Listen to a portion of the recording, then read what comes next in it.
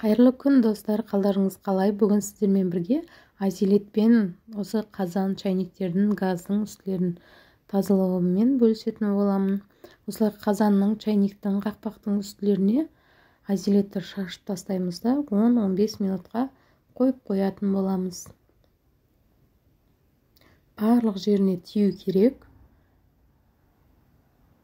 Осылай шашып қоямын. Газдың да үстілеріне шашамын.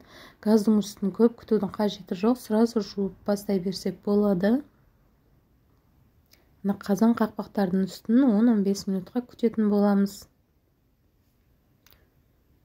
Қатып қалған қақтардың барлығы сразу кететін болады. Сіздер тазалап көріңіздер. Достар, менің YouTube арнама тіркелмеген болсаңыздар, тіркеліп, қоңырауша белгісін басып кетуді ұмытпаңыздар. Ұнаса лайк, комментарий қалдыруды да ұмытпаңыздар. Сіздердің пікірлеріңіз мен үшін маңызды.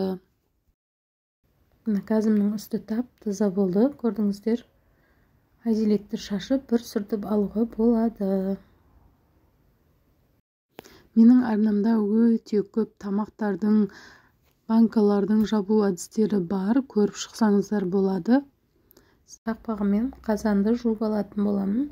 Чайнигіміздің сыртын сүртіп алдым, аппақ болып қалды.